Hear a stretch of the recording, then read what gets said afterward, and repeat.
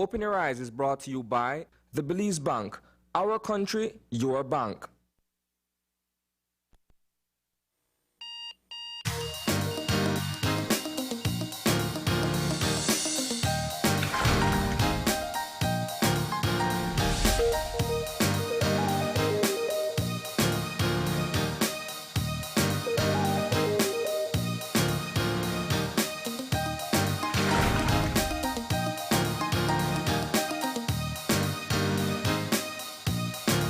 Good morning. Welcome to Open Your Eyes. Start your morning right.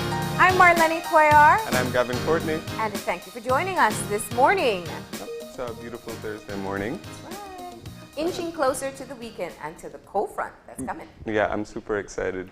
But we're going to get a little bit more details right now when we've got our weather update for you.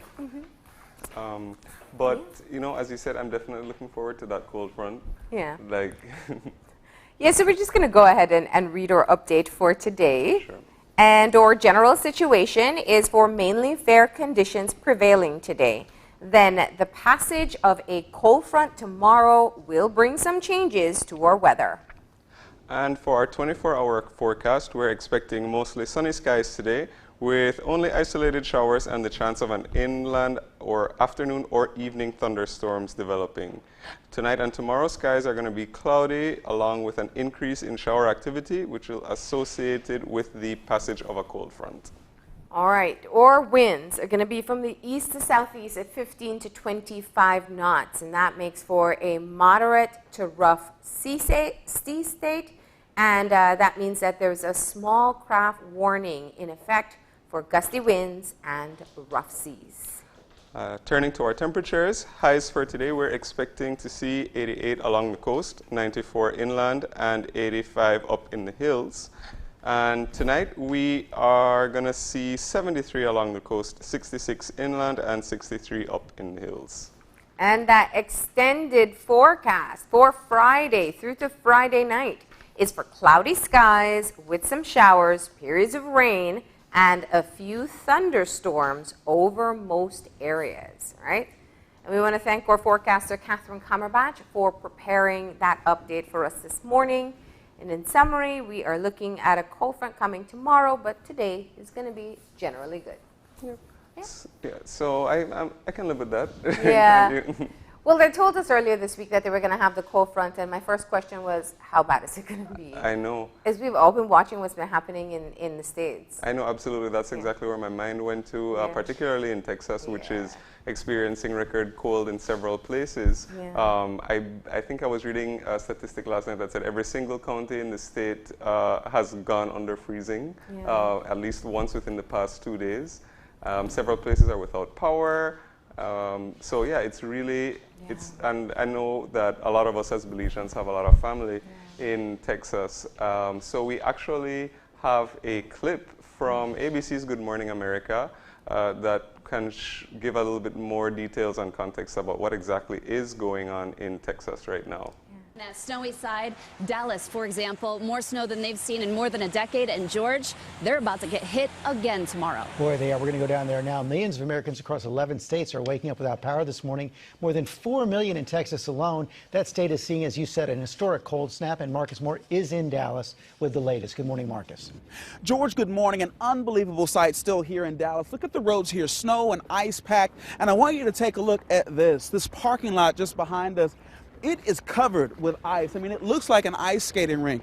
There were rolling blackouts here in Texas, but some people lost power on Monday and it never came back. And the temperatures here are in the single digits. Overnight, historic and dangerous cold taking aim at millions. Power lines and trees collapsing from the weight of freezing rain. In New Jersey, a transformer exploding. A blitz of snow and ice making driving conditions treacherous. Police pleading with people to stay off the roads. In Ohio, tractor trailers and cars lining the road, waiting to be rescued and pulled from the snow. Frozen roads making dangerous conditions for driving in Chicago, where more than 2 feet of lake-effect snow has fallen. And Texans are waking up to some of the coldest temperatures on record. It's like a walk-in freezer. It's like 34 to 36 degrees. The cold snap sending power demands skyrocketing. More than 4 million people waking up in the Lone Star State without power. Officials imposed rolling blackouts, saying the lack of energy is due in part to frozen wind turbines in West Texas knocked offline. There's no firewood anywhere, no stores open. People desperate to warm up. In Houston, a family of 6 hospitalized with carbon monoxide poisoning after officials say they used a charcoal grill to heat their apartment. The governor making a grim comparison. This is the winter version of Hurricane Harvey. Health officials in Harris County were racing to distribute more than 8,000 COVID-19 vaccines after a freezer lost power and the backup generator failed. Pipes freezing and bursting across the state, and these power lines sizzling, taken out by heavy ice in Louisiana. And check this out in Kentucky, that synchronized snow plowing. Because of the power outages, the Houston Chronicle could not put out a paper today, instead only an online version. And Michael, it was colder in Houston yesterday than in Anchorage, Alaska. Hi, everyone. George Stephanopoulos here. I mean, so let's put this in context, right? So I know sometimes we watch weather reports from the United States, and you see snow and you see blizzards. But this is not normal for Texas. You know, you're talking about, I think it's it's been 30 years or something since they've had temperatures like this. And then when you also add to that so many millions of people are without power since Monday. Yep. There's a rolling blackout, but there are those who are just without. I know, you know, I have family in Houston, and they've been without power from Monday. And you know, you're lucky if you didn't have an electrical stove, you use that for a bit, but you're talking about like sleeping in closets, you're talking about now they're pooling resources to just have enough water, because pipes are frozen, and it's a nightmare. No, absolutely. And, you know, it's hard for us to really imagine what that must feel like to have absolutely no power in temperatures like that, because even if you've traveled abroad and you've experienced temperatures just walking outside sometimes, you know, for us as Belizeans, it's a lot. So, but then, you know, you get into a building or whatever, and then you like warm up or whatever, and then, but imagining that no heat with your family or whatever for days on end, you know, that's just seeking no relief from the cold. You know, it must be brutal. And again, going back to the fact that it's not temperatures that they're accustomed to. So it's like our worst cold front, and then, you know, your houses aren't prepared for this type of temperature, and then you're indoors, and there's nothing to help you stay warm. So it is, you know, my heart goes out to them. There are actually people, I think they noted in the story, people who've died from weather-related issues. There were about 15 or 16 already so far. Because I mean, you don't know the conditions that people live in as well, or the medical conditions that they have where they may rely on power too. Yeah, exactly. Yeah, and I mean, at that point, if you have no power, no water, electricity, it's almost like just being outside in those elements. So that level of exposure is definitely dangerous, you know, hypothermia and all other diseases. And, you know, I mean, and it's hard to forget that, you know, we're still in the pandemic and that people are still having to manage going, you know, trying to be as safe as possible. You know, sometimes, you know, if you don't have power in your apartment, where are you going to go? But then how are you going to also keep in mind everything else that's going on? So it must be it must be an extremely difficult situation. So thoughts are with them. Absolutely, absolutely. We do hope that there is some alleviation coming soon. No, I was going to say that I did. It's part of actually like a global sort. We're seeing global records being broken as far as temperatures, because I was also seeing a report yesterday that parts of the Sahara Desert and the Middle East are also experiencing snow, which is not it's not 100% unheard of, but it happens, you know, maybe once in a century. And so similar to what's happening in Texas is also happening in other parts of the world too. So it seems like, you know, what happens. All of us are thinking, what if this happens to us? Right. Let's hope not. But you know, it really does show how things are changing, and we've been talking about climate change for decades. Well, it did snow in Honduras last year, right? Or one of those. So our cold front isn't supposed to be as bad. I checked earlier this week. Don't worry. But you know, we did want to shed light on what's happening in the north. We know a lot of people have family especially in Texas. So do check in on them, make sure they're doing they're doing fine. And we hope that they're able to get some relief, at least with getting power back to stay warm while they go through this winter storm. You know, calling it a winter version of a hurricane, that's how serious it is. Right. All right, but let's move into some motivation for us to get our day started, and that means it's time for our Eye Opener. And our Eye Opener, taken from dailyom.com, goes like this.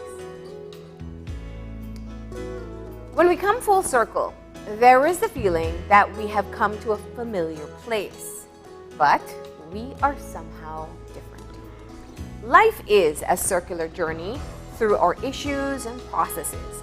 This is why things that are technically new often seem very familiar. It is also why whenever we work to release a habit, change a pattern, or overcome a fear, we often encounter that issue one last time, even after we thought we had conquered it. Often when this happens, we feel defeated or frustrated that after all our hard work, we're still dealing with the same problem.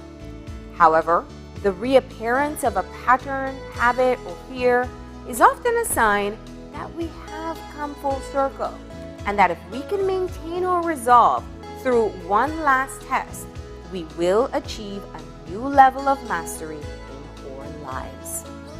Remembering that we will be tested again is important, but it's also important to pause and take a look at the ground we've covered, honoring our courage or persistence and or achievement. Then we can begin the next leg of our circular journey with a fuller understanding of where we are coming from. I feel like this one is trying to tell me to stick to my diet and exercise because I haven't reached that full circle moment yet. But, you know, applying it to other things, I think that I can definitely relate to what is being said in the Eye Opener. If you do challenge yourself, if you want to overcome something, if you set your mind to some sort of task and you do achieve it, or you become close to it, and you, along the way, perhaps in the future, you experience, I think that it's almost like, what's the word I want to use? Not nostalgia, but it's like when you have that moment where you get tested or you get challenged and it takes you back to that area you started when you were beginning. And I think that what they said in the end is really true. To help you avoid, you know, let's say if it's that sort of temptation or something, you do have to think about the ground that you've covered and think about all that it took to get you to that point. And that's what helps me, you know. I've got, like, we all have a lot of bad habits. I know that for me, for example, one of them is biting my fingernails. And every now and again, like, I'll stop for, you know, a long time, and then, you know, there is that temptation, and then I think, okay, no, but we've gone, you know, so many months or whatever without doing this, don't start again.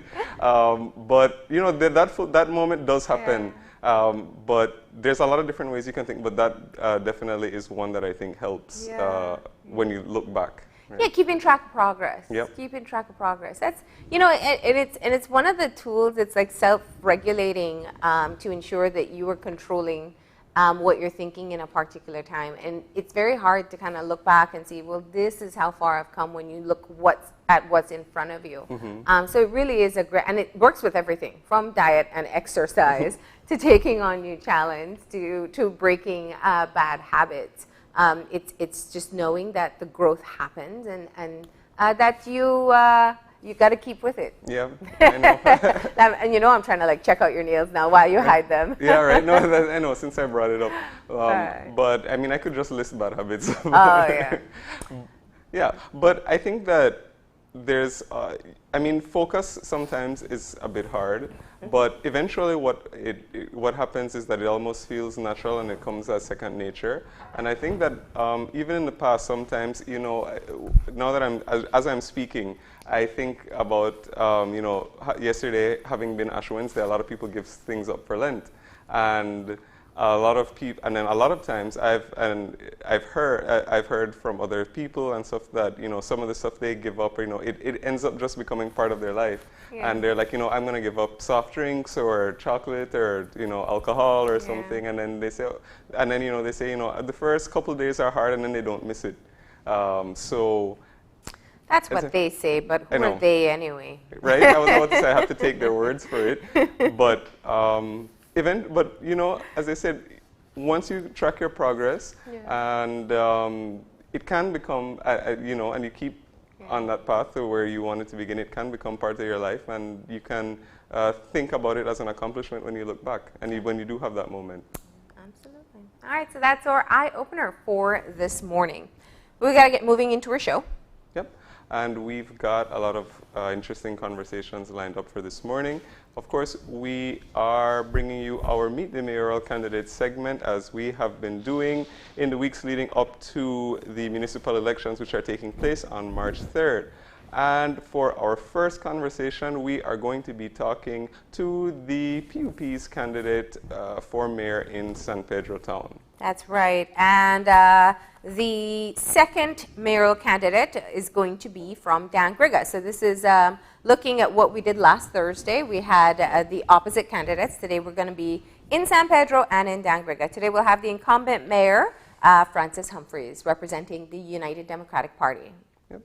And finally, we are going to switch gears and we're going to talk all about World Anthropology Day with representatives from Galen University. So that's going to be pretty interesting as well. I'm looking forward to that one. All right, so that's what we have in store for you today. We're going to go ahead and take a break, but before we do, we got a birthday shout out. Yes, we do. And so from all of us here at Open Your Eyes on Channel 5, we want to wish a very, very happy birthday to Shakira Stevens. So Shakira, happy birthday. We hope you have a great one and we wish you many more.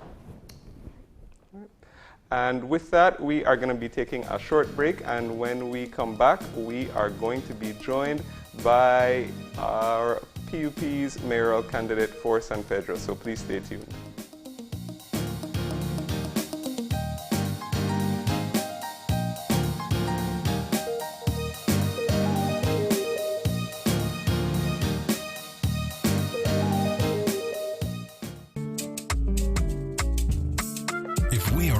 Strong as our families, businesses, institutions, and the communities that surround us. Then by giving businesses the power to grow, entrepreneurs the ability to expand, and by giving our families the right to own something. The Belize Bank gives you the power to build a nation, our nation.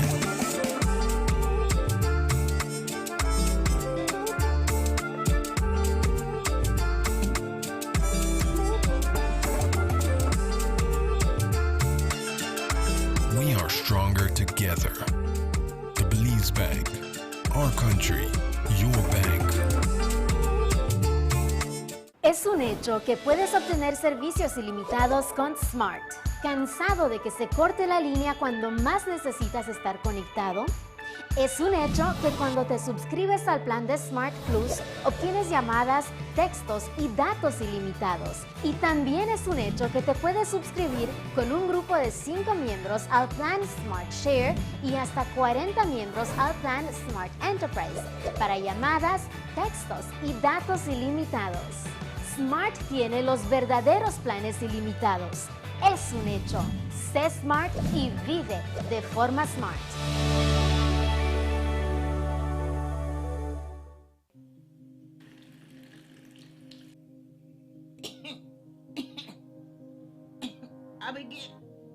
Abigail. Yes, Gran? Abigail, I can't breathe well. Granny, we need to go to the hospital to get you checked out. No! I'm fine. Yes, Gran, we need to go now to get you treated. Now, before it's too late. No, no, no, no, no, no, no. Grandma, we need to go for all of us. No, no, no. Stop. If you are having flu-like symptoms, please call us immediately for medical guidance. If you have chronic conditions such as diabetes and you're experiencing symptoms such as shortness of breath or chest pain, please also seek medical attention immediately. We lost a lot of people this year. We don't want to lose you too. Please seek help if necessary. Call us at 0800 664 2273. Continue to wear your mask at all times. Keep physical distance when in public and stay at home unless absolutely necessary. This message has been brought to you by the Ministry of Health and Wellness.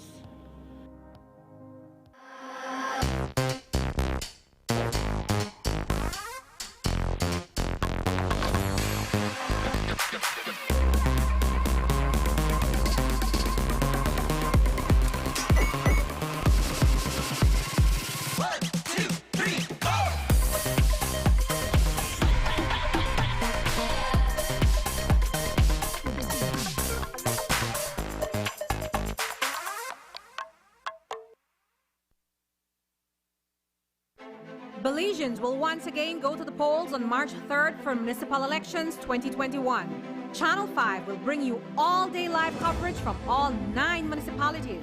Our nationwide correspondents and in-studio analysts will provide you with up-to-date reports and commentary from 6 a.m. until the last vote is counted and results declared. Municipal Elections 2021, Wednesday, March 3rd, live on Channel 5 and on our Facebook and YouTube pages.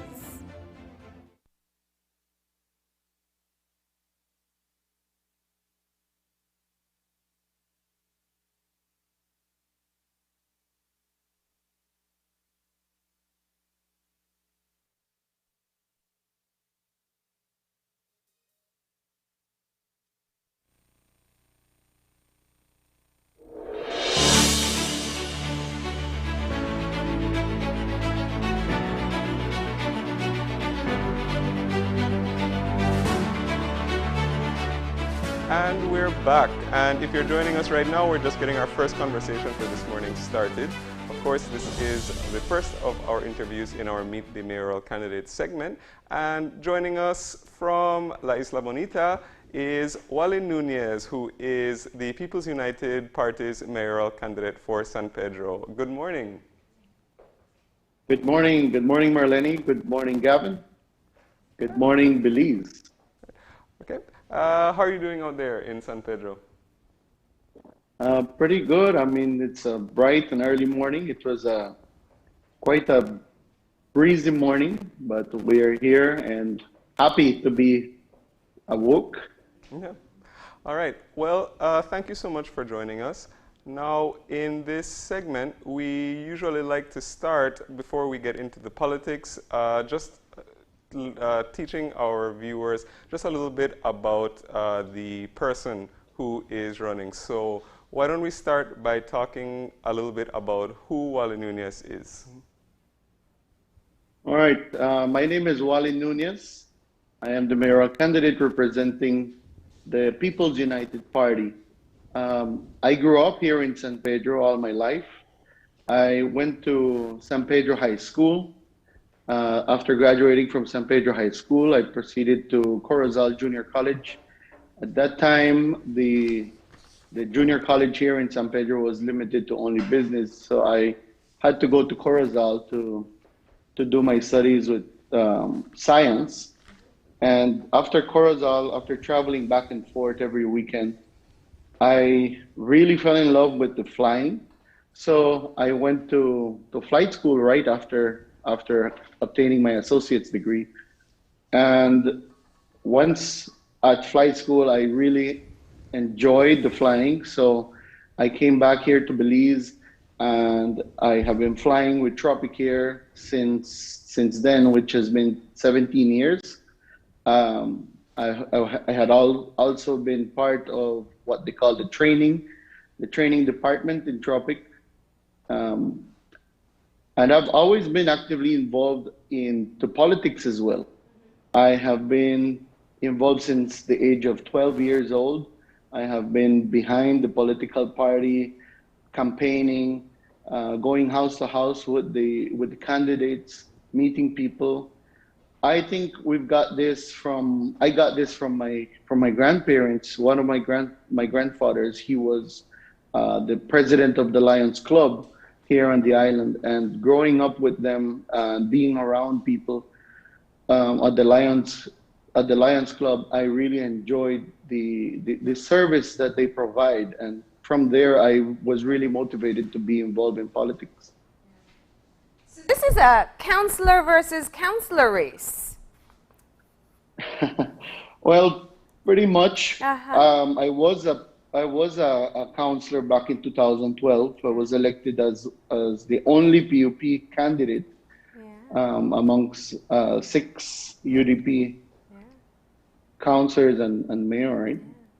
So I asked that because, you know, the UDP mayoral candidate is a current councillor, and it's interesting when you think of going from being a part of the team to deciding that you want to lead the team.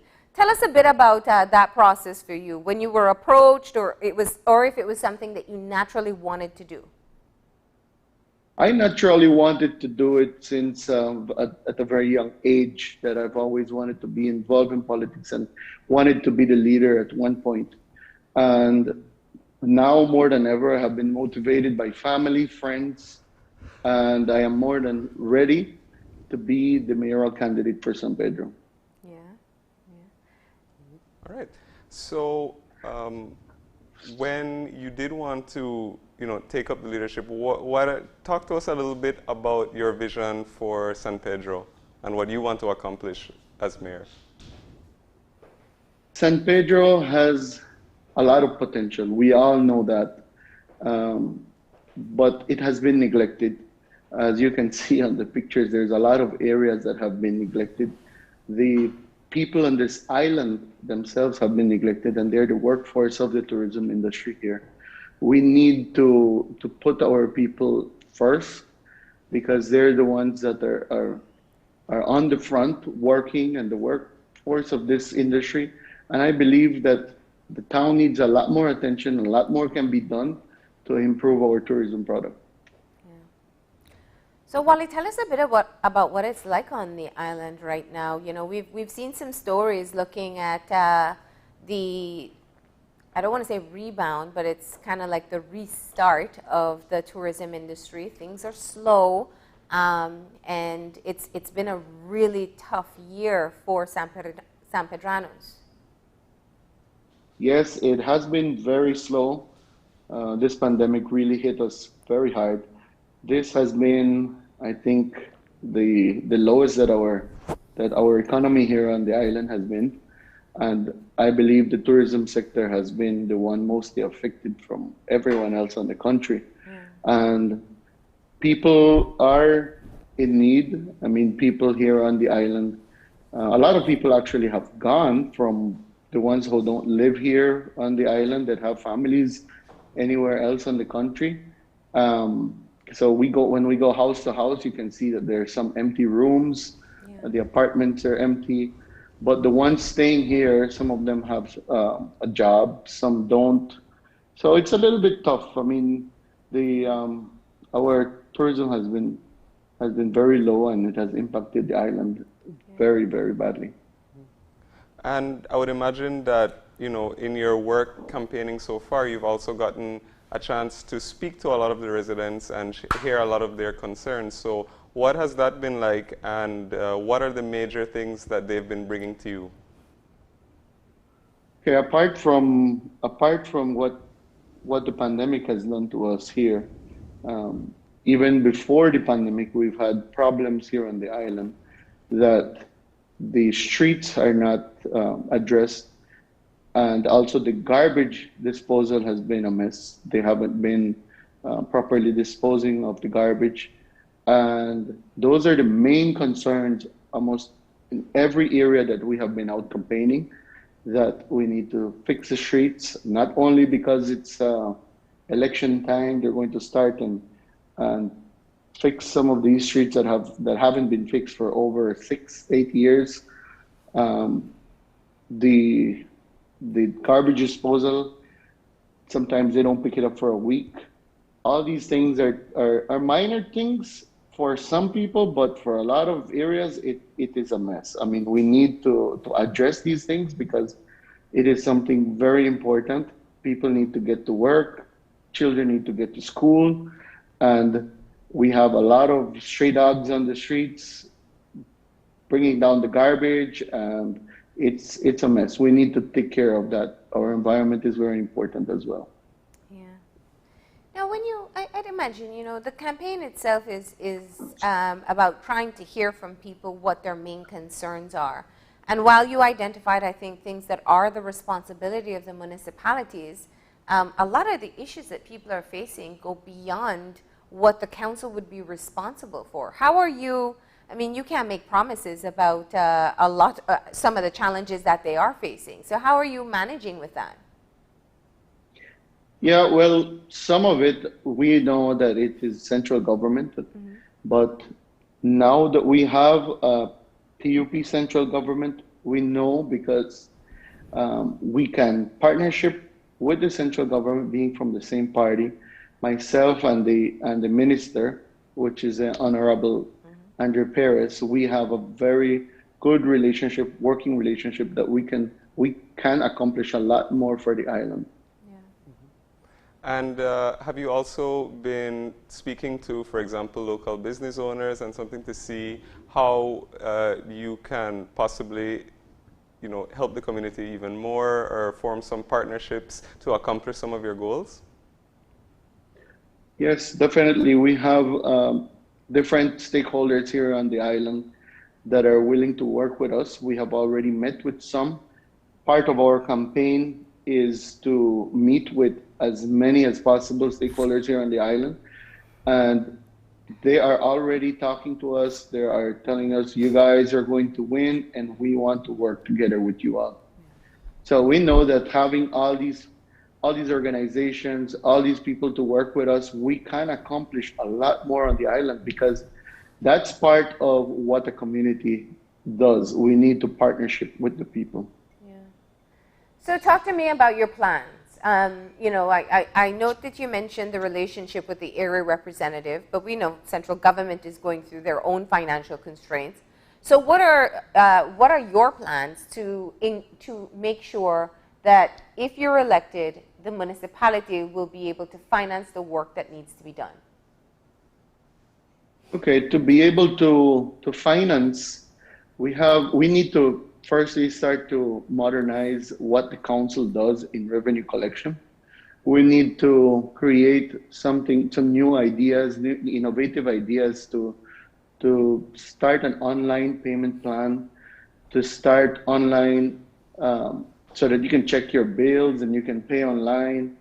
And all these things can help with the revenue collection so that we can actually collect the amount that is supposed to be collected, because there has been a very low revenue collection here in the town council. And we believe with that, we can be able to accomplish a lot more. All right. So we spoke a little bit earlier about your previous election to the San Pedro Town Council. So why don't we talk a little bit about your team and what you guys bring, or what each of the members of your team bring to the table? Okay, we have a very diversification of candidates here. Some of them bring a wealth of experience in different capacities of our island. So I don't know if you guys can see the slate here. We have some young and some more experienced candidates, and we have a very good team that is comprised of young and energetic ones, and at the same time we have some with some experience in community service as well. We have been working tirelessly with our campaign plans, because we have a lot of plans for the island. And this one is Adalie Ayuso. She has been actively involved in pageantry here on the island. Ernesto Bardales here, he has been in the tourism section for, I think he said, about 14 or 16 years. And he's well experienced in the tourism sector. Then we have Marina Kay. She has been actively involved in community service with the Lions Club. She's a teacher by trade as well. We also have Jose Castellanos. He is a former police officer. He is a businessman, and he has also his own company, which is a security company here on the island. We have Gianelli Aranda. She is a very people's person. She has been actively involved as well in women affairs here on the island. And she is a former council candidate as well. And we have Jania Duarte. She is also a former council candidate, and she is an environmentalist, and she loves the environment just like how we all do as well. Yeah, yeah. And that's myself as your mayoral candidate. Yeah, yeah. Now, Wally, you know, I think it's interesting when you look at the dynamics of what's happening in San Pedro. This has been the municipality has been managed by a UDP council for, is it 4 terms? It has been 18 years. Yeah, yeah. So it's trying to break what has been a very consistent trend. What makes you think you are the right person to be able to do so? I have that connection with a lot of people here on the island. I think one of my strengths here is the communication skills with the people. And I know for a fact that we have that support from the people here on the island. And I know that the UDP has been there for so long, but we're not on a negative campaign telling them what they have done wrong, but what we can do better. Yeah. And we have been on the campaign trail. The people are ready for this change. They have started the change back in November 11th, when we changed to a PUP government. Mm-hmm. And now we are ready for a town council to be able to work in partnership with the central government. Mm-hmm. Mm-hmm. And so talk a little bit about the actual process of campaigning that you guys have been doing. Has it been mainly house to house, or what all have you been doing to reach all of the voters of San Pedro? Well, part of our strategy here on the island due to the pandemic has been calling. We have a call center here for our PUP. We have been calling most of our electorate here, but we also do a house-to-house campaign. We try not to get into people's houses and try to maintain outside and do our campaign from outdoors. But at the same time, we're following the protocols issued by the Ministry of Health. Yeah. So we're going about with our hand sanitizers, our face masks, and keeping our distance. But the house-to-house campaign has been excellent. We have had excellent feedback from the people, and the people are asking for the change. Yeah. All right. And, you know, I think as we head into the last few weeks, what's the plan? How do you get that message out there that, you know, you're not just saying, vote for me because I'm blue and central government is blue, but because they feel that you will be able to deliver? Yeah, we are out meeting different groups. We are out meeting different people from all over the island. And we are also reaching out to people with the local television here on the island. We are all over the island during the day. We are meeting people and getting the message across that we want to do better for our island. We are here to serve, and we are ready to serve. And what's your priority? If you're elected come March 3rd, what do you imagine that your council, you and your council are going to sit down and start getting to work about immediately? Okay, the people here on the island have been asking for transparency.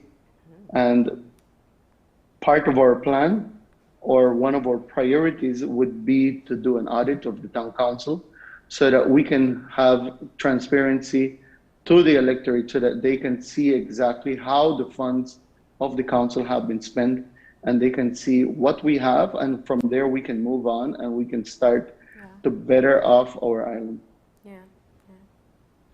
And when you think of, let's say, the end of the term, and people, let's say you were voted in, what is going to be different about San Pedro?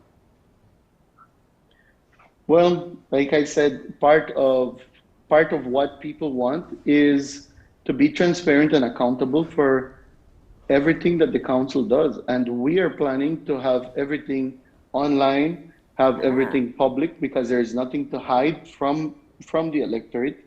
Our people need to know exactly what is going on in the council. So I'm sure that people will understand and see what the work of the council has been done with their tax dollars, because it's going to be public knowledge, and we're going to publicize everything that we do. All right, so we're heading into that final 5 minutes of the show, and it's an opportunity for you to speak directly to your voters in San Pedro and tell them about why you feel you and your team are best fit for the job. Well, to all the voters out there, I want to ask you all to come out and vote on March 3rd for your PUP team.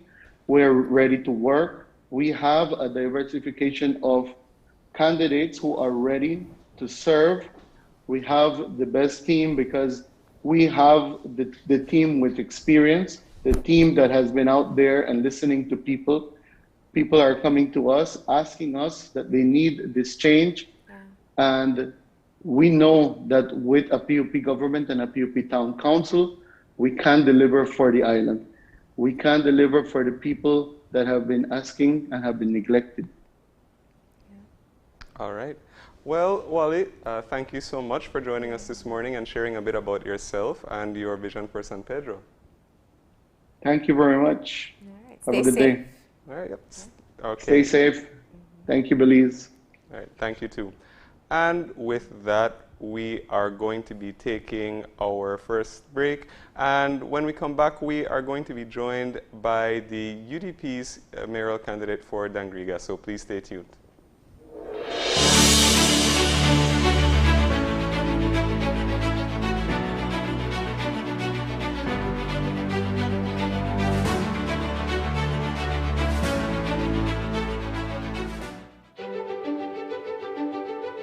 Technology is ubiquitous, and it's transforming how, when, and where we work.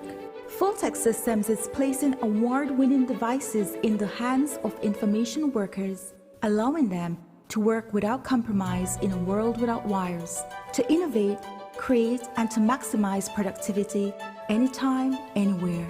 Satisfying the needs of the desk-centric remote and field worker and every other worker in between.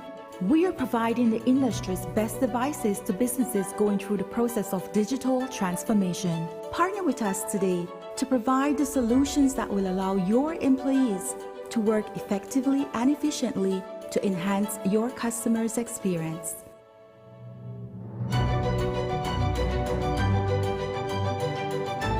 Fulltech Systems, your technology center, where you'll come for the price, but stay for the service. It's a fact that you can access unlimited services with Smart. Tired of being measured or cut off when you need to be connected? It's a fact that when you sign up for Smart's Plus plan, you get unlimited talk, text, and unlimited data. And it's a fact that you can sign up with your group of up to 5 members for Smart's Share plans and up to 40 members for Smart's Enterprise plans for unlimited talk, text, and data. Smart has the true unlimited plans. That's a fact. Be smart and live smart.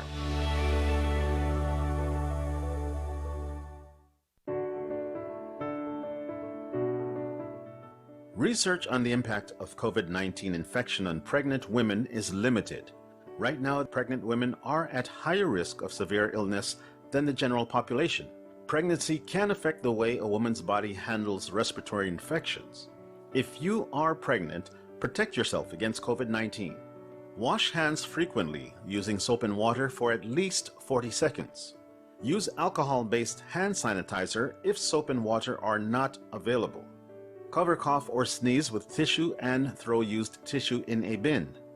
Clean and disinfect frequently touched surfaces such as doorknobs, counters, phones, and tablets. Practice physical distancing. Work from home if possible. Avoid contact with anyone who has fever, cough, and cold or flu-like symptoms. Don't touch your eyes, nose, or mouth without first washing your hands with soap and water. If you have fever, cough, and feel extra tired, call 0800-MOH-CARE. Help keep Belize safe.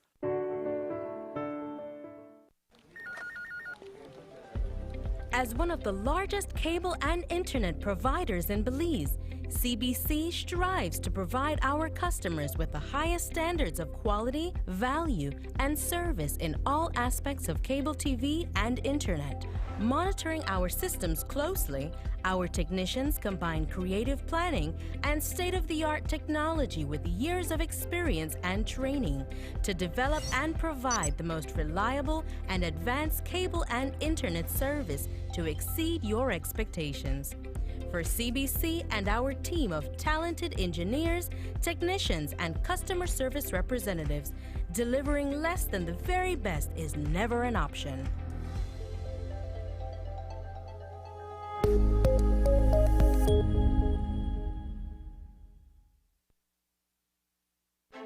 Belizeans will once again go to the polls on March 3rd for municipal elections 2021. Channel 5 will bring you all-day live coverage from all 9 municipalities.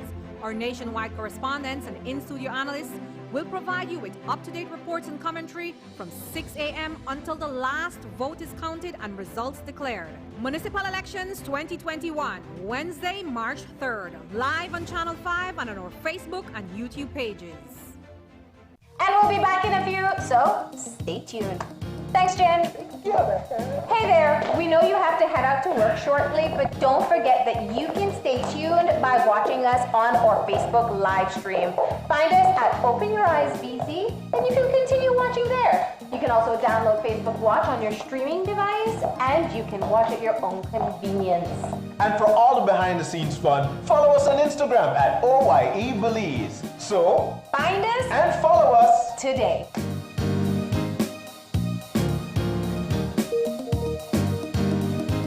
When someone you love becomes a memory, the memory becomes a treasure. Channel 5 introduces the Daily Obituaries. The Daily Obituaries will broadcast all death and funeral announcements and memorials to honor your loved one's life and memories. The Daily Obituaries airs on Channel 5 prior to the evening newscast, with subsequent repeats at 10 p.m. and 12 noon the following day. It will also be placed online on our social media platforms, all for a standard package fee. Celebrate their lives and memories with Channel 5's Daily Obituaries. Honor in life and reverence in death.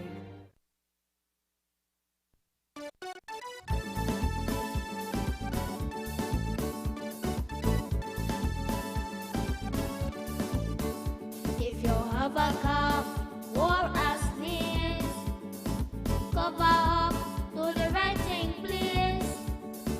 Boys and girls, the entire family, help protect the weak country. Wash your hands properly. Wash your hands regularly. Soap and water is all you need to scrub and rub naturally.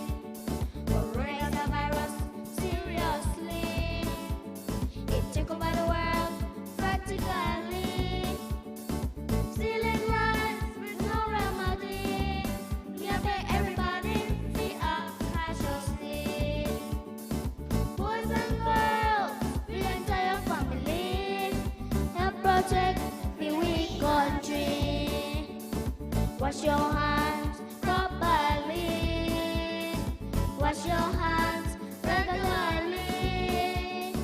Soap and water is all you need to scrub and rub naturally.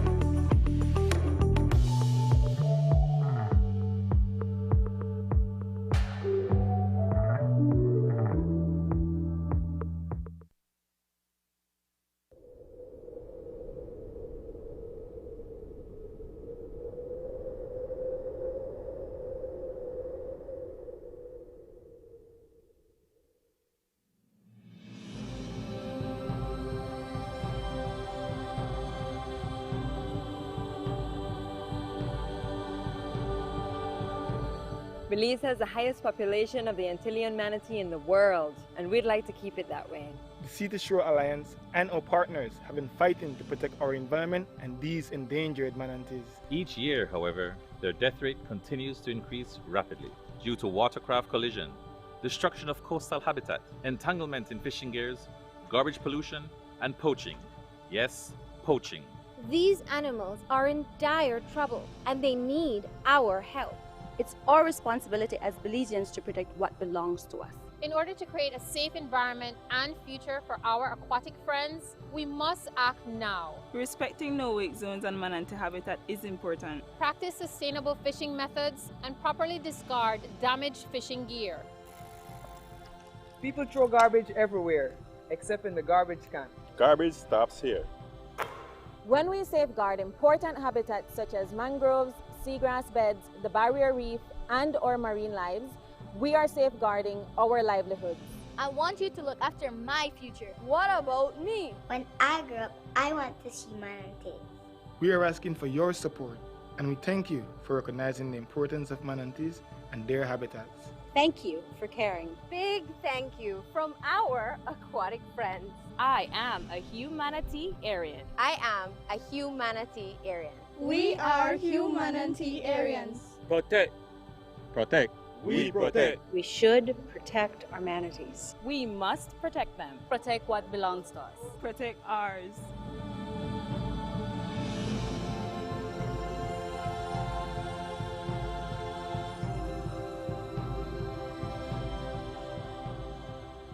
Protect your manatees, Belize.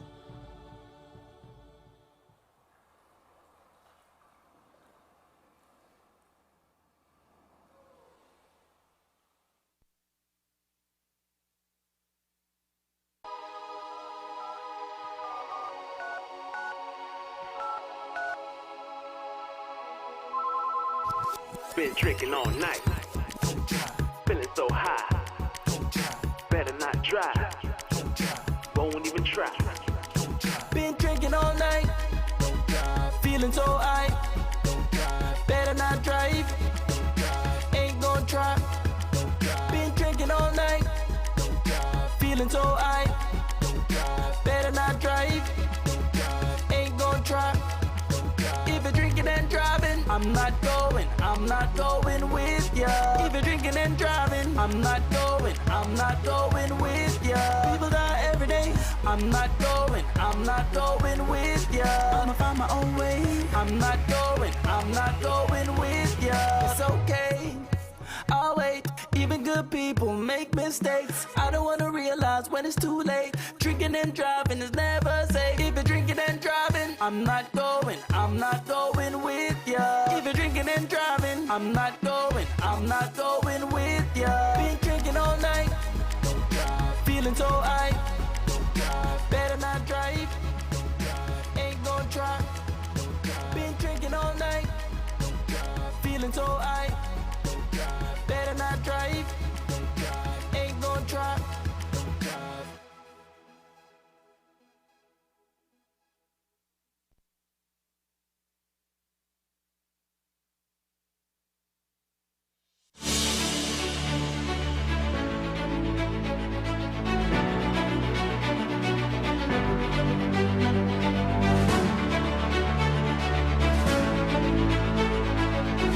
And we're back.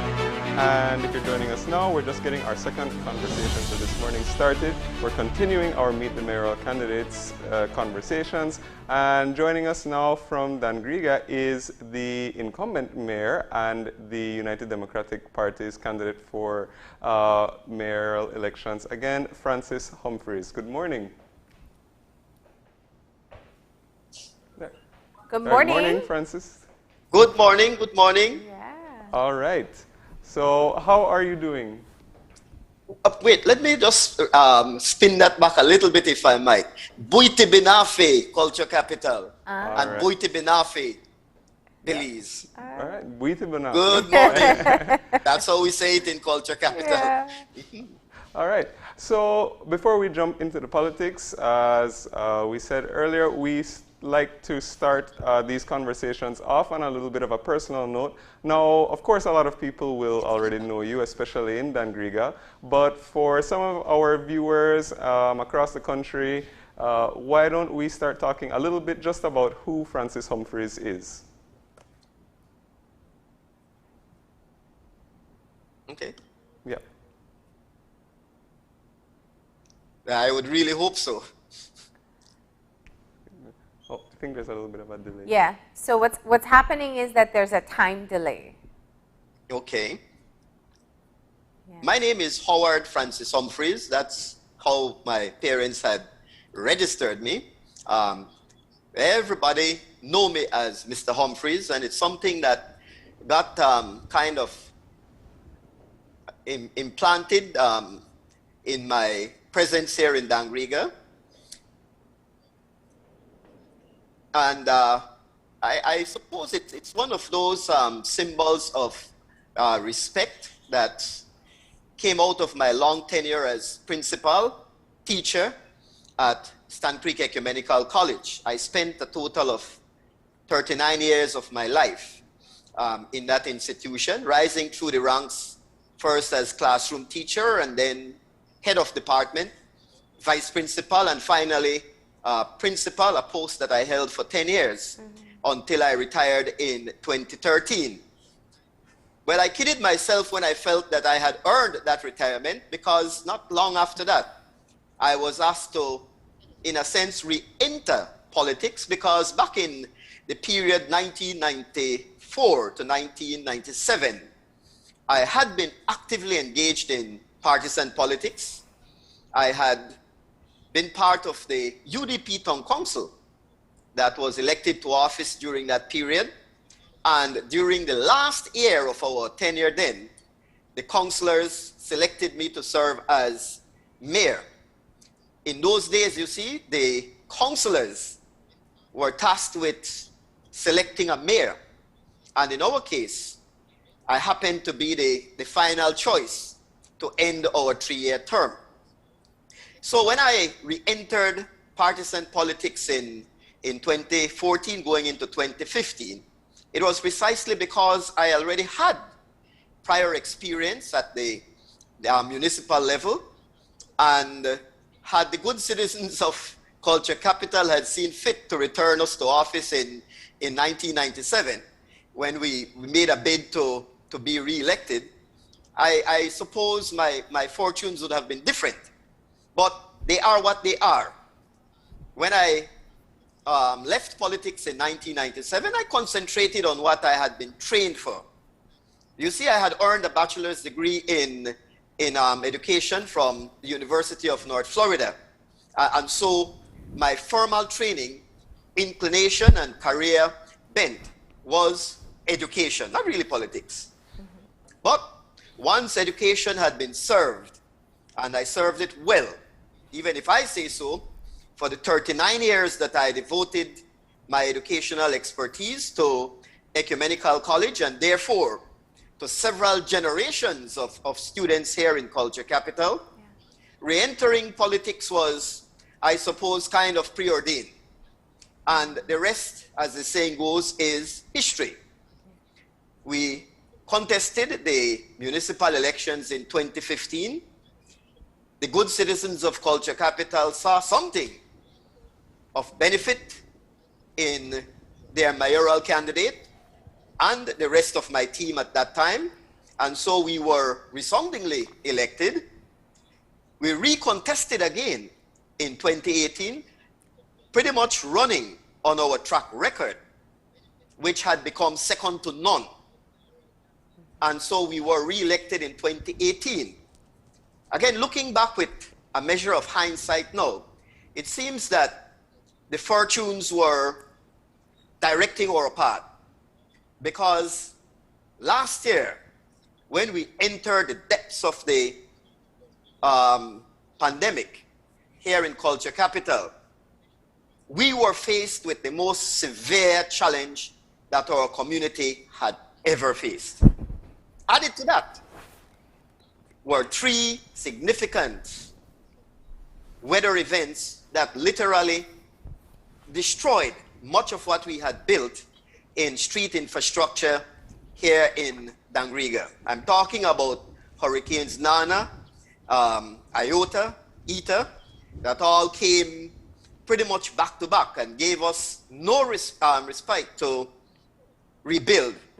We simply had to weather the storm, and when the rains finally and mercifully let up, we turned our attention not just to rehabilitate and to rebuild, but to continue dealing with the pandemic, which is still part and parcel of what we are challenged with in Culture Capital. So, this next task ahead of us has to be not just to continue to rehabilitate and to rebuild, but to use all the experience, all the expertise, all the dedication, all the commitment, all the compassion that we have mustered over these past 2 terms to make Culture Capital truly Culture Capital once more. So, as the anchor to a really splendid team of individuals who are now faced with not just convincing the public that we are worthy of continuing to chart the course that is leading us out of the pandemic and the ravages of Mother Nature, but with the kind of experience, the kind of unbeatable track record that we bring to the table, we are truly worthy of that consideration. Mayor Humphreys, we are in unprecedented times, and it is definitely a situation where people all over the country are feeling the impact of the pandemic and, of course, the economic fallout that's come. In preparing your manifesto and plan for the people of Dangriga, where are you putting your priorities, and what can you be able to offer them, especially since you have been the mayor for 2 terms? Yes. People first. People first. In fact, back in April of last year, when we were hit with the worst challenges that came out of the pandemic, we had to sit back and take stock and rechart the way forward for the council. We had to refocus our attention on the people. And so, one of the first things we did was to ensure that all our employees were kept on our payroll.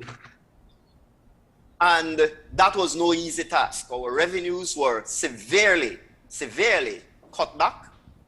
Many of the programs that we had hoped to get off and running within the 1-year period of 2020 had to be put on the back burner and use the resources basically to ensure that, first of all, the people we employed and still employ remain employed.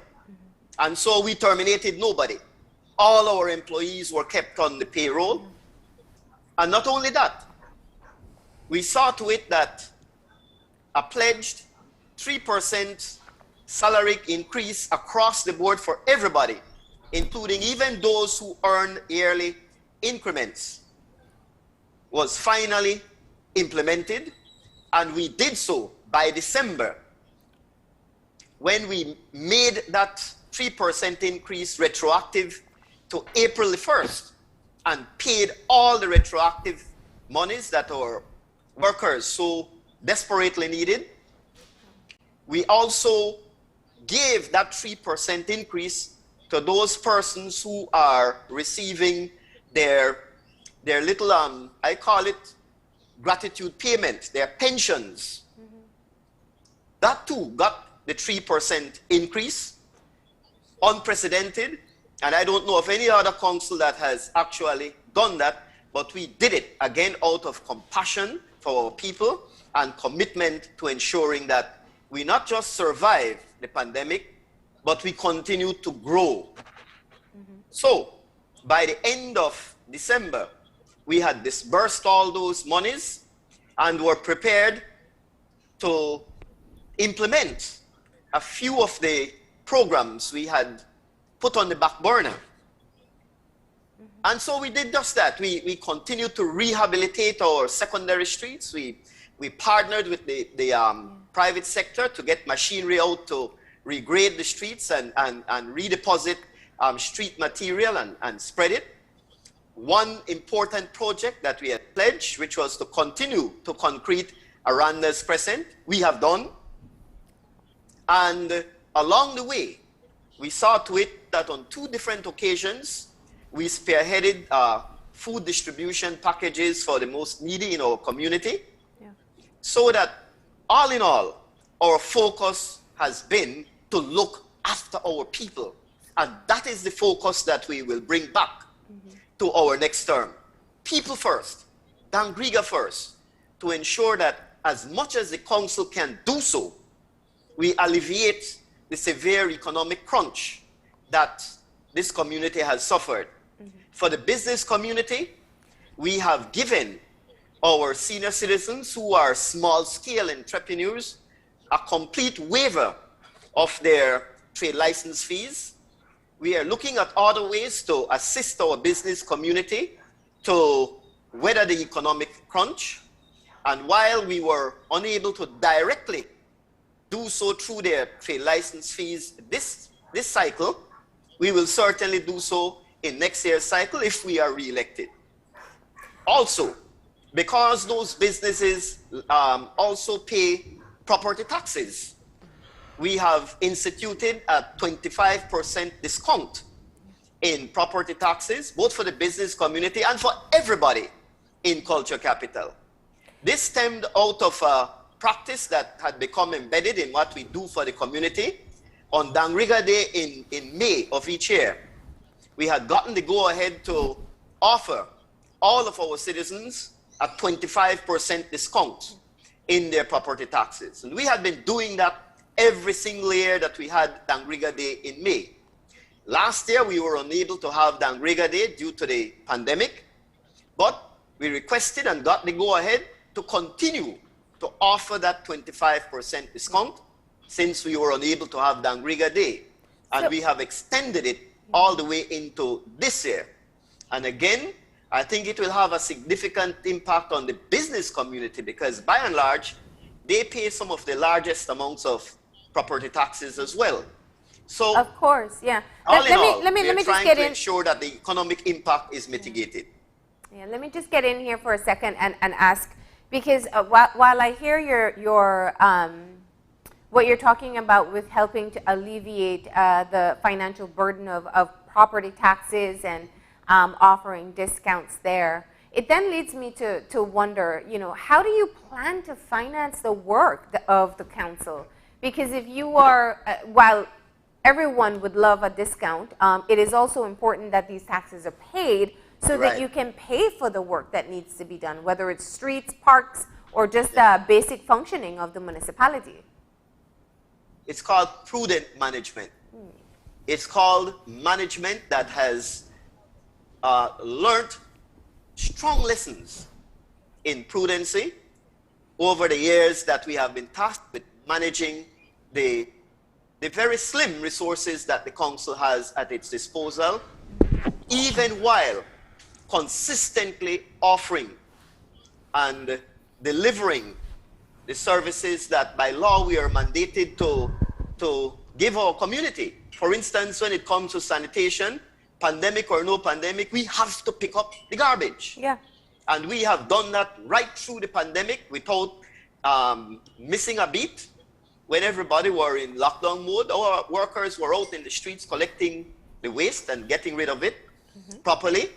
For that purpose, the council has acquired 2 compactor trucks, one deployed into the south and one into the northern portion of our town. Yeah. And we have insisted to our community, if there is any glitch in the collection system, call us and tell us, call the mayor and tell him he is your friendly garbage collector at all times. And all of that is to ensure that with the little resources we do have, we still deliver the services. Yeah. Now, for the next year, going forward. By law, we had to sit down and redraft a new budget, which takes into consideration our losses in revenues. It takes into consideration the fact that going forward, we will continue to have a level of salaries and incomes that include that 3% increase that we implemented last year. And we have to ensure that the streets are maintained, the drains are cleaned, and so on and so forth, without missing a beat. People are not looking for excuses. They are looking for productivity, even when the resources are severely constrained. Now, having said all of that, the key to it again is prudent management. Look at every penny that is earned very carefully, and even more carefully, how those pennies are spent. So I am very confident that with that kind of prudent approach, we will pull through.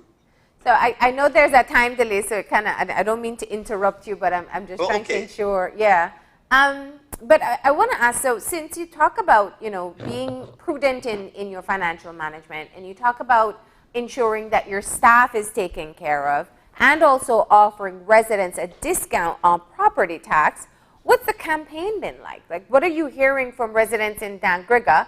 Not just the validation of the work, because we expect to hear that from you, but what are the issues that they have on the table? It has been so positive, it is more than heartwarming. Our people are among the most resilient anywhere in this country. And in talking to them in the streets, wherever I meet them, because I'm out there every single day, the resounding message I gather personally, and the message that my colleagues on the team have been receiving is, please keep on doing what you're doing. If my street has not been addressed yet, please, I know you're doing everything you can to reach every single area. Put me on your list and get the grader in there, and we say, sure, don't worry about it, we'll get it done. And that is the tone and tenor of the responses we have been getting. Keep on doing what you're doing. Please, don't let it slip or slide in any way, shape, or form, because you have proven to us over these past 2 terms that your capability and your competence is really second to none. And that is extremely heartwarming and encouraging. Are you concerned that the tides are changing? Are those which, in the normal course of doing our jobs, we can assure our citizens will get done. And just to piggyback off of what Marlene just raised, are you concerned? The political tides, I think, exactly. is what you're referring to. Does that concern you in any way? I have none whatsoever. You see, there is this age-old misconception that you must have a political party in central government allied to your town council. There's a fallacy of argument in there. Town councils are designed to be self-sustaining. They are designed to be autonomous.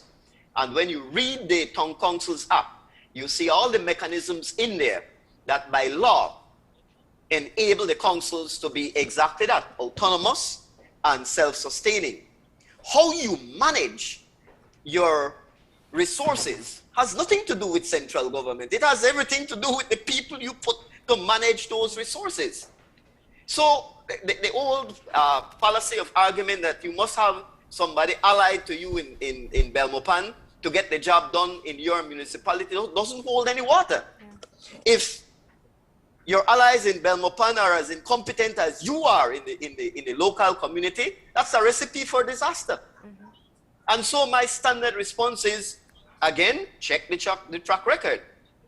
This Dangriga Town Council, throughout its tenure, has been as autonomous, has been as self-sustaining, has been as independent as any council can be expected to be, given the mandate that we receive directly through the Town Councils Act and through the people who put us to look after their affairs in confidence that regardless of what happens in Belmopan, the affairs of the town are going to be managed not just in a satisfactory manner, but in a manner that is second to none. And so my pledge to our people, and they know me well, nothing in the politics, in the national politics, can derail or distract us from our mission to continue to move culture capital forward. In fact, it's actually an impetus to do even more, to prove what I have consistently argued, that the councils have the wherewithal to be self-sustaining, independent of central government, and in the end, legally anyway. The central portion of support that comes through central government, the subventions are protected by law and have to be delivered to the councils at the end of each month. So having said that, we keep pressing forward. So our people are with us, we are with them, and regardless of the scope of national events and what those are shaping up to be, the Dangriga Town Council, under the stewardship that my team has demonstrated over the past 2 terms, will continue to make this community truly the culture capital of Belize. Well, Mayor Humphreys, the time just zipped by in this interview, and we are down to our final minutes. It's the opportunity. It's a time that we give candidates the opportunity to talk directly to your voters and the residents in your municipality. Tell them why you feel that a 3rd term under Francis Humphreys is the best option for them, for you and your team. Okay, I'm going to gamble and take something that I wrote in my message to our citizens, which will come out in our manifesto once it hits the streets. And it basically says this, and I want to share it with our citizens, and I'll quote it directly. It goes like this: for this 7, the UDP 7, failure is not, has never been, and will never be an option, regardless of how tough the going gets. The magnificent Dangriga sign monument the UDP Town Council erected facing the sea at Alejo Beni Park is now an iconic reminder of how resilient this community has always been, and of how much faith the UDP Council always has in the goodness that is at the core of Dangriga. End of quote. All right. That, in essence, sums up our philosophy, the motivation, the driving force and that has compelled all 7 of us to put our names on the ballot. Well, we thank you for joining us. So I say to the people, we seek your support on March the 3rd and reaffirm our dedication to improving the quality of life for all residents in this great municipality. And we thank you sincerely, all of you who have welcomed us on the campaign trail. Sereme. Sereme. Well, thank you for joining us as well. We appreciate you taking the time to allow us to introduce to our viewers who you are and what you hope to deliver to Dangriga. Please stay safe on the campaign trail. And that's it for us. Thank you so much, and thanks too. And that's it for our Meet the Mayoral Candidate segment. And with that, we are going to be taking a short break. And when we come back, we're going to be shifting gears and we're going to be talking about World Anthropology Day. So please stay tuned. We'll be right back after the break.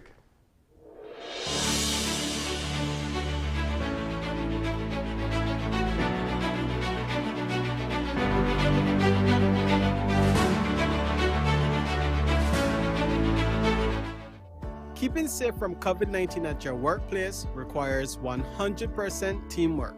You can keep earning while keeping yourself and others safe by doing some basic things. Wear a face mask at all times in the workplace unless you are alone in your own private space or office. Wash your hands frequently or utilize alcohol-based hand sanitizers and avoid touching your face. Disinfect surfaces like doorknobs, tables, desks, and handrails regularly. Increase ventilation by opening windows or adjusting air conditioning. Limit visitors and deliveries to the workplace and use appointments where possible. Attend meetings virtually as much as possible, and when not possible, hold meetings in open, well-ventilated spaces or rooms that allow for everyone to be 6 feet apart. Stay at home if you or a family member at home are feeling sick, or if you have been in contact with someone who tested positive for COVID-19. Keeping the workplace safe also requires that employees act responsibly when away from work. Practice social distancing and good hand washing hygiene. Avoid large gatherings and avoid unnecessary exposure to others. Protecting others means protecting yourself. Together, we can defeat COVID. In partnership with the British High Commission.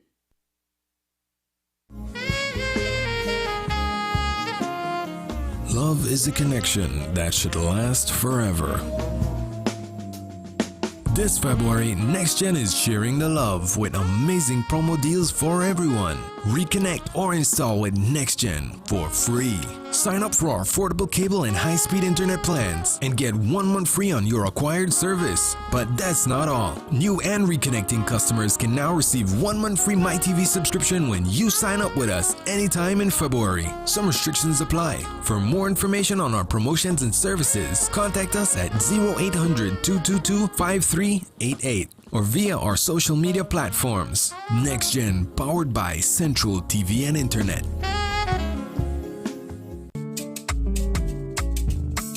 If we are only as strong as our families, businesses, institutions, and the communities that surround us, then by giving businesses the power to grow, entrepreneurs the ability to expand. Belizeans will once again go to the polls on March 3rd for municipal elections 2021. Channel 5 will bring you all-day live coverage from all 9 municipalities. Our nationwide correspondents and in-studio analysts will provide you with up-to-date reports and commentary from 6 a.m. until the last vote is counted and results declared. Municipal Elections 2021, Wednesday, March 3rd, live on Channel 5 and on our Facebook and YouTube pages.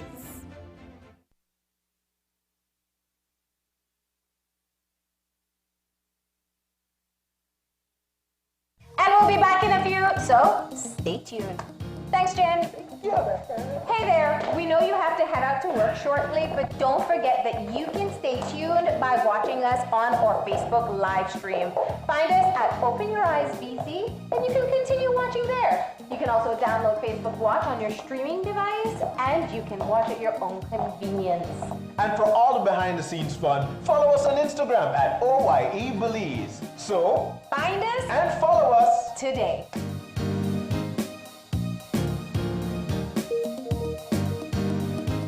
When someone you love becomes a memory, the memory becomes a treasure. Channel 5 introduces the Daily Obituaries. The Daily Obituaries will broadcast all death and funeral announcements and memorials to honor your loved one's life and memories. The Daily Obituaries airs on Channel 5 prior to the evening newscast, with subsequent repeats at 10 p.m. and 12 noon the following day. It will also be placed online on our social media platforms, all for a standard package fee. Celebrate your lives and memories with Channel 5's Daily Obituaries. Honor in life and reverence in death.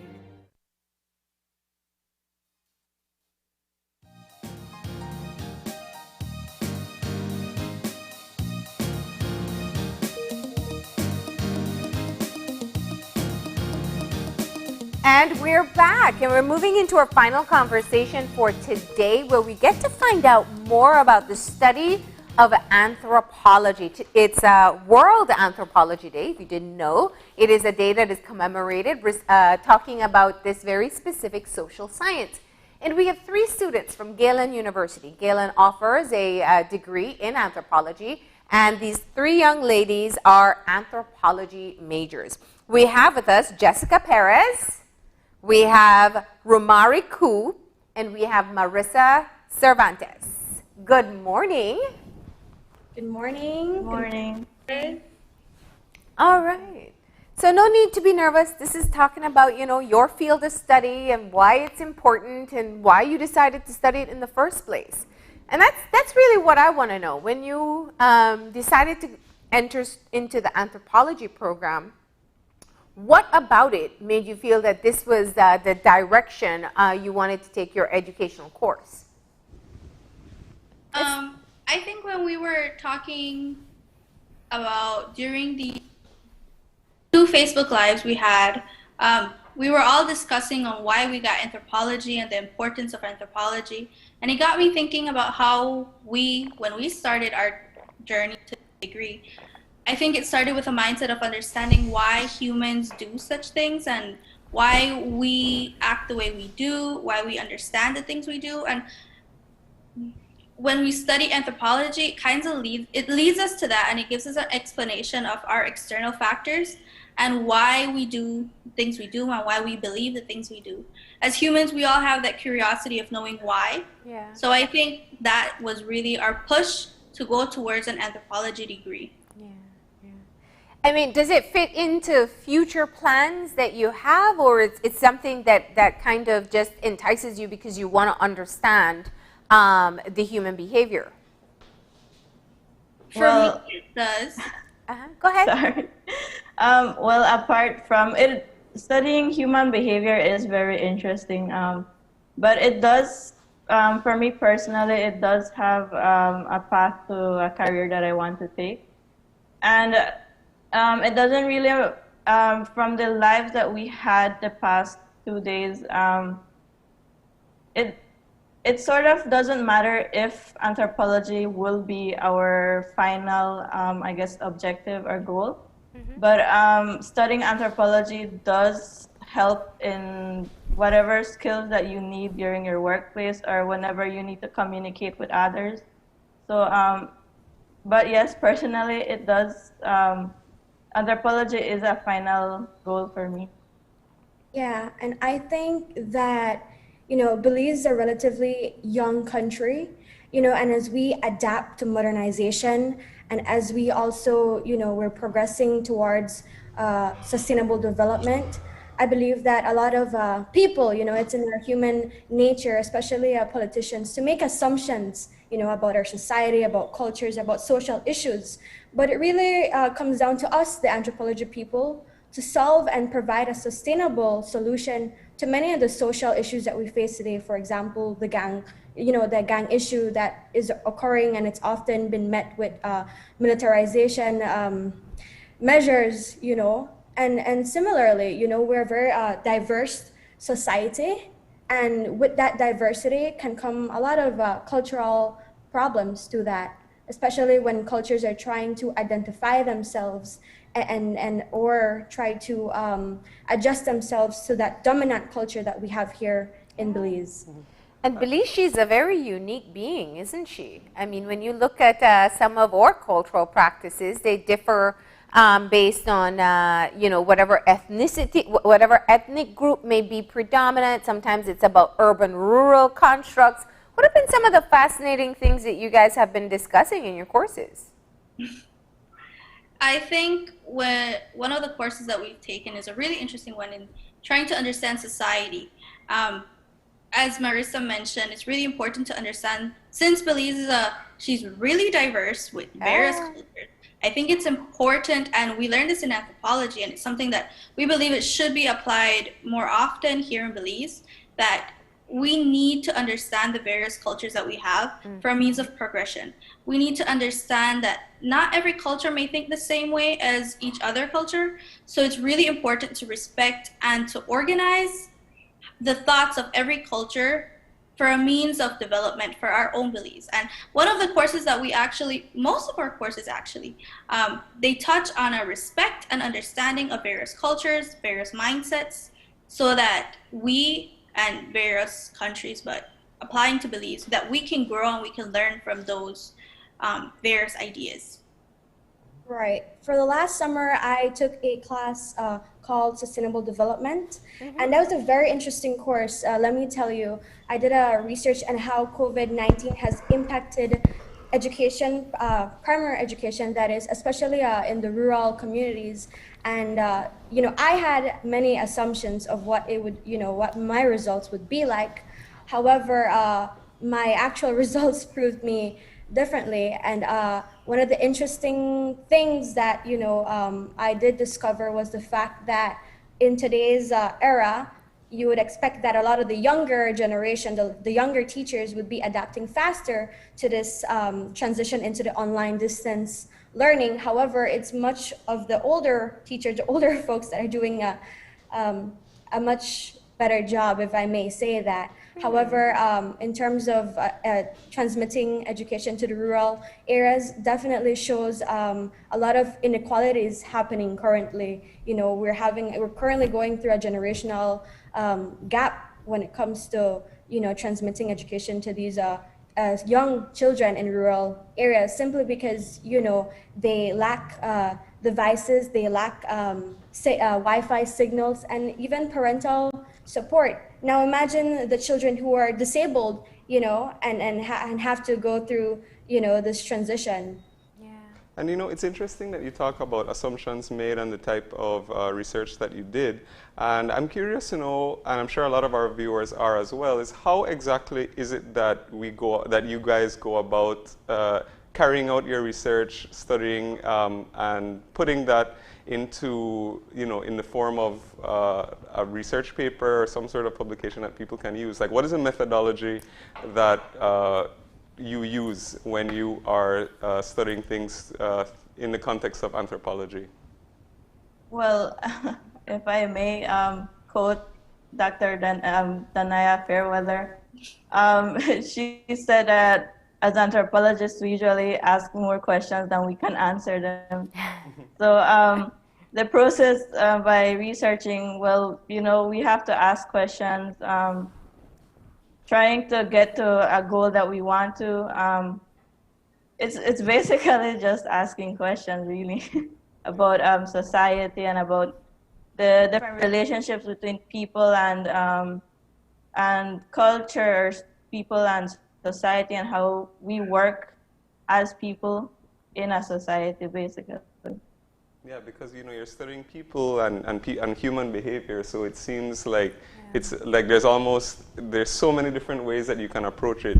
So what are some of the things that you've learned, or perhaps maybe even have surprised you about perhaps society? And it can be human nature, it can be just about beliefs. But since you guys have started studying, what have been some of the big surprises or breakthroughs for you?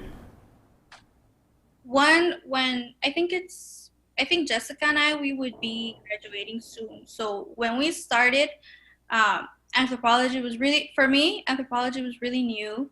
But I think one of the things that really was one of the biggest surprises was that not every culture, not every community, not every group of people are similar.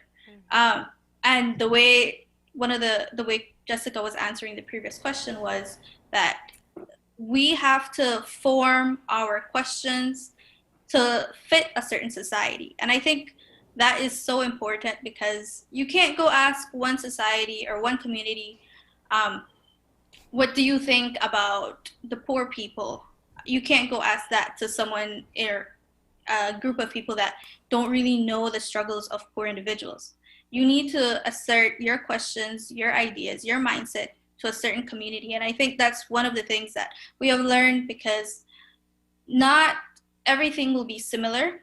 So everything that we think has to fit a certain society so that our ideas flow and there is a communication within an anthropologist and their society and their community that they're trying to research. So there's a means of trust so that you can learn even more from a community that can feel open to tell you about these things, because not every community will tell you their honest opinion about a certain issue. It's interesting when you choose this field of study and then you start to observe what's happening in wider society. So you talk to, you're learning about what differentiates us and the things that we do have in common. And then you hear from leaders across the country, kind of this conversation that tells us we're all homogenous. Belizeans like this, Belizeans do this. You see it on your Facebook feed as well, I'm sure. What's that like for you? What's it like now having an anthropology background and observing the current world that we live in, and starting just with Belize? I think for me personally, it can be a bit annoying, and it does bug me. And I think it's a generalization of Belizean people is simply done, to find easier and fast solutions. However, that is not what we need here in Belize. I think that, when we generalize the Belizean society, we don't take into account the minority, the indigenous people of Belize. And like Rumari said, every culture is different. Every culture goes through their own struggle. And each culture here in Belize develops and associates themselves uniquely. So I would say that for an anthropologist, I think you need people who are open-minded, who don't just place cultures and people in a certain box, because I also believe that anthropologists can be such a huge help to the politicians. Like I mentioned before, we love to assume, we like to make assumptions, that's in our DNA. However, for the anthropologists, it's a different road that we take when it comes to investigating people, simply because we will go, and we will immerse ourselves into the culture, and we will, without being biased, we'll learn about them, and you learn different things about different people every single day. However, it is definitely, it can be a bit bugging when we generalize, because we simply don't take into account the minorities here in Belize. And what are some of the issues that you see there? What problems does it cause when we say, oh, Belizeans or all people will or won't benefit from something, or will or won't like something? I think it puts a stop or an halt to sustainable development in Belize. Belize is a very diverse, very cultural country, but however, that can have its positive and its negatives. I think that, when we speak about, for instance, when we talk about gang culture in Belize, we love to assume, they're all criminals, they're all bad, evil people in our community. However, going into, Belize City South Side and investigating, you realize that these people, sure, they might have not graduated from high school. However, these are very intellectual people with talent. Yeah, and I think that's true what Marissa's saying, and it's really important because in our anthropology field, we get to learn, as she was stating, that in the gang culture, we really need to pay attention to these social groups, because when I was doing research for one of my classes, I had to do extensive research on these specific cultures in the Belize City area, and I actually learned that not a lot of them, or I think it was below the ages of 16, most of them had only a degree of primary school, then a smaller percentage of high school, and then a really, really small percentage of sixth form. And it's really important to take that into consideration, because education plays a huge role in how we understand things. Exposure plays a huge role in how we learn and interact with individuals. So if we're not taking into account their different factors of why they're acting this way, what caused them to act this way, we can be putting a solution that is not really going to help them, and that can even worsen the issue. So I think if another situation would come, we really need to take in the external factors of why this is happening, what have they been bombarded with, to really understand their actions and approach this in an anthropological way. And I think Belize really needs this. As Jessica mentioned, Dr. Fairweather, she's one of our anthropologists that teaches us at the Galen Institution. She's a really great teacher. She has made a business out of understanding individuals and helping people with their businesses in an anthropological mindset. And I applaud her for that, because she has managed to place anthropology and create a business out of it to better understand a community, to implement solutions. Right. I believe that anthropologists, can definitely, fill the gaps when it comes to society and social issues. I know, the police department must be super burdened, with dealing with these issues, but you ask yourself, are they the ones who really should be dealing with these, social issues? So I do believe that anthropologists, have a long way to go, and then there's definitely a need for them in Belize. I hope to see one day, where anthropologists can help in creating policies, especially working hand in hand with organizations and governments, and also, investigating, but doing it in a non-biased way, where it truly represents, what a certain subculture is like here in Belize. I do agree with you that it's something that we could definitely benefit from. But just to bring the conversation back a little bit about what we're talking about today, why don't we get into a little bit about World Anthropology Day, so somebody can tell our viewers what it's all about and how you guys are celebrating. So World Anthropology Day is a worldwide celebration that is celebrated every third Thursday of every February. And this year we decided to, because of the COVID pandemic, we can't do any physical outreaches. So we had to think of a way to enlighten people about what anthropology is. So we decided to do a series of live Facebook Lives. And the first one we did was to introduce the lecturers from Galen. And we were trying to get the perspective of anthropology through their teachings and their understandings. And then the second one we did, we had past graduates from Galen University, just to tell us what they've been doing since they graduated and how has their career worked out for them, as well as some advice that they can give students right now who are about to graduate, and even who want to apply for the anthropology degree at Galen University. Yeah. That's interesting. And Galen University offers the only anthropology program here in Belize, which focus on socio-cultural anthropology, biological anthropology, and I believe that's archaeology as well. Yeah. Also, for this upcoming semester, Galen will be having a tuition discount. So I encourage everyone interested in applying to Galen, do so today. Applications are open and you will enjoy that tuition discount. I believe is a 20% discount to help everyone during this COVID pandemic. It's really been a fascinating conversation, but I have to ask, ladies, so some of you are going to be graduating soon. How long is it before you graduate, and what's the plan? What do you plan to do with this new tool of investigation that you have? I will be graduating, hopefully, in December.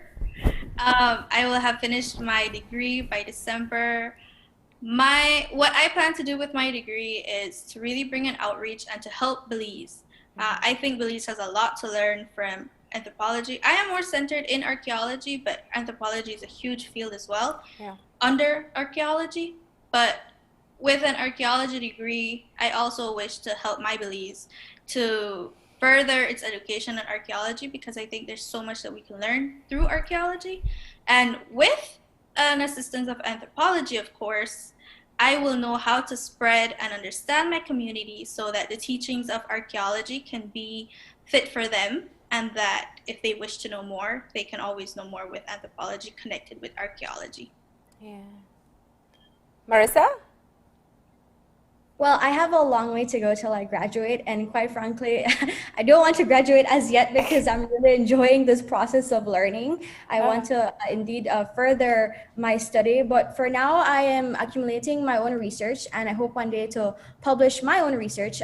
Hopefully I can team up with NGOs and other sociologists, anthropologists such as Nuri Mohammed here in Belize, and hope to embark on projects that can really help develop society, especially those below the poverty line, and those indigenous populations, you know, that need a bit of speaking up to do. And I hope that one day I can again publish my own research and help the sustainable development here in Belize, so that, you know, we can be more equal in a way, and that we can showcase our diversity. And Jessica?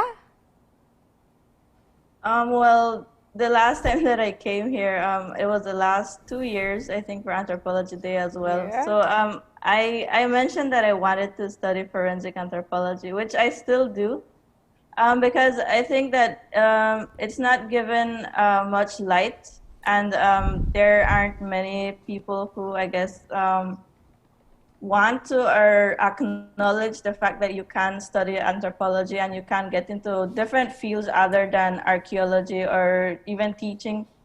So my goal until now, so I'm gonna finish this semester, so I'm almost done. And I want to say that I don't want to, but at the same time I'm a little relieved that I'm already finishing. But I do plan on getting scholarships so that I can go and further my studies on forensic science as well as anthropology. So yeah. Have you found more people interested in anthropology now? Are you all finding that at the university? Yes, actually, with our outreaches, we try to educate the public with anthropology, the importance of anthropology, and how it can be applied in every aspect of your life. Because when we talk about anthropology, not many people, from our lives, we actually learned that as well. Not many people are knowledgeable on what it is, and they always think about, oh, it's just a course. Yes, it can be just a course, but it's really important that it can be applied in every aspect of your life. It can help you understand people and help you be really open-minded to every scenario that you come forth with. So I think in the anthropology area, we are trying to educate people so that they can have an interest in this, and for them to know that it can benefit them. And when the anthropology field at Galen, it is growing. Our club has been growing ever since newcomers started to attend the Galen institution, and we have become really active in the anthropology club. So I think a lot of people are becoming more knowledgeable on anthropology and joining the Galen institution for anthropology as well. Yeah.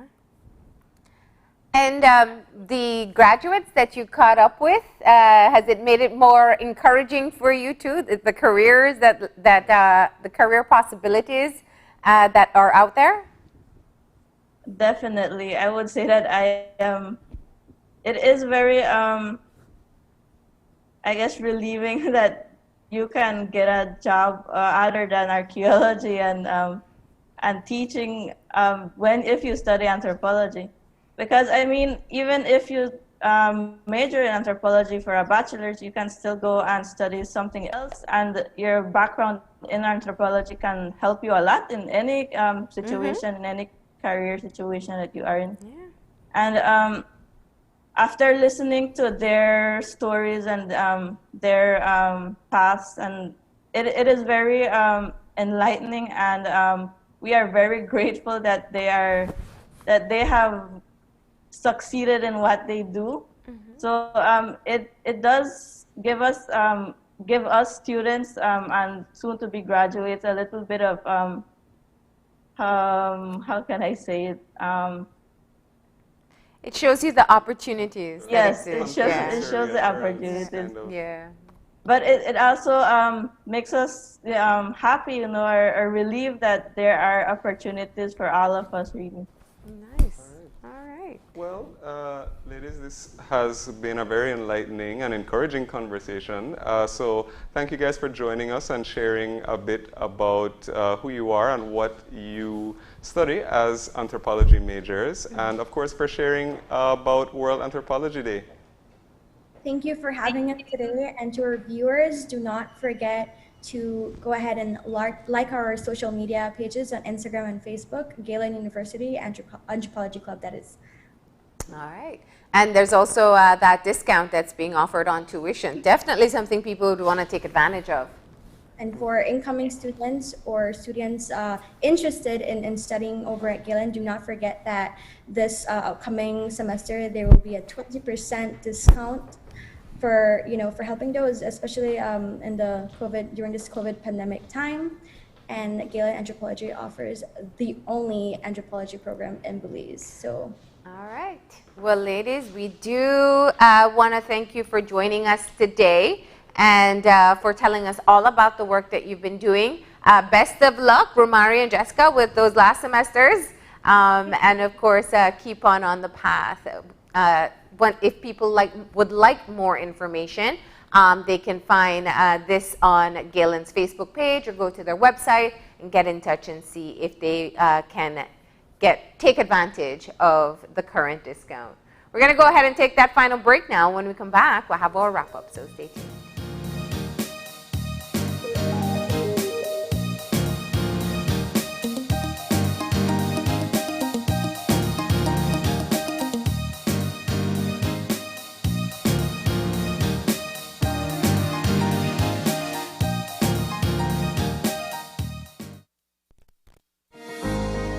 In these challenging times, the one thing that is certain is that the Belize Bank Limited is here for you.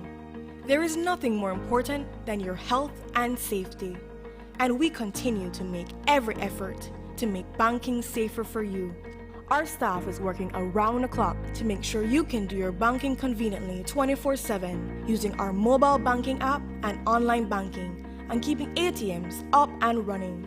We value your relationship with us and are here to provide the support you need.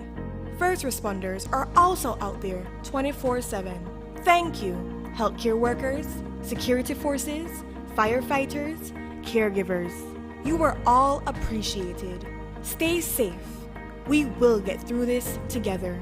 The Belize Bank, our country, your bank.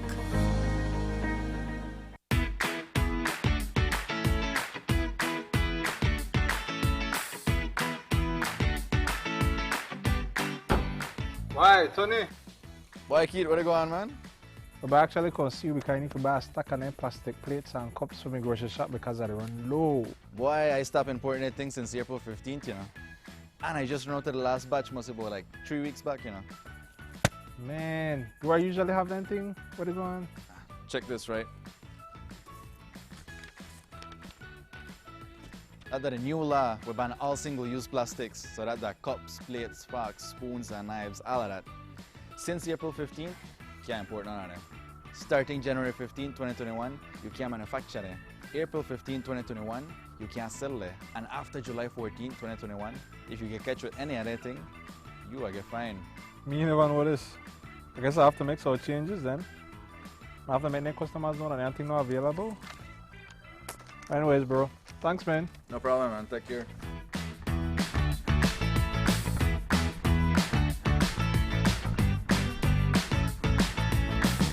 Es un hecho que puedes obtener servicios ilimitados con Smart. ¿Cansado de que se corte la línea cuando más necesitas estar conectado? Es un hecho que cuando te suscribes al plan de Smart Plus, obtienes llamadas, textos y datos ilimitados. Y también es un hecho que te puedes suscribir con un grupo de 5 miembros al plan Smart Share y hasta 40 miembros al plan Smart Enterprise para llamadas, textos y datos ilimitados. Smart tiene los verdaderos planes ilimitados. Es un hecho. Sé Smart y vive de forma Smart.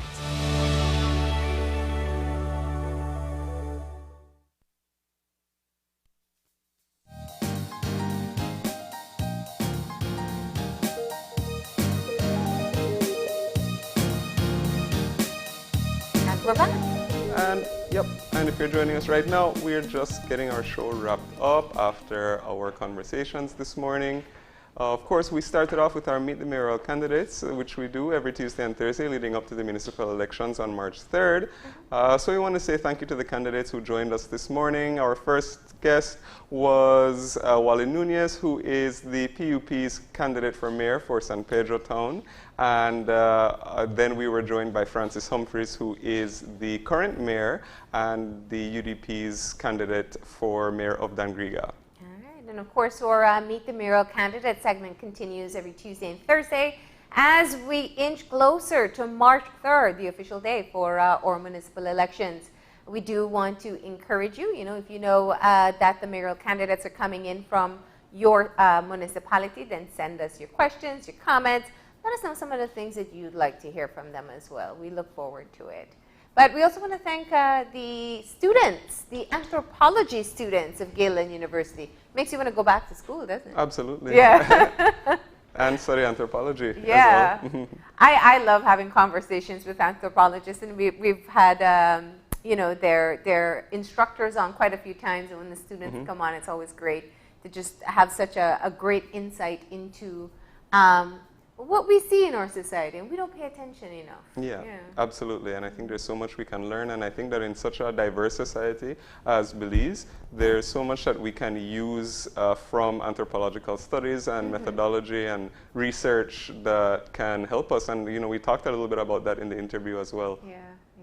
So do remember that Galen University does have a tuition discount that they're offering right now, and that is in response to the COVID economic issues that everyone's facing. So get in touch with them if you're interested, and check out whether or not you feel that anthropology may be a good fit for you. But that's all the time we have for today. If you want to contact us, send us an email at oye@channel5belize.com. You can also find us on Facebook at Open Your Eyes BZ and on Instagram at OIE Belize. And you can remember to tune in tomorrow morning at 6:30 when you open your eyes. Start your morning right. Until then, keep your eyes, your mind, and your heart open. We'll see you soon. Enjoy your day, Belize.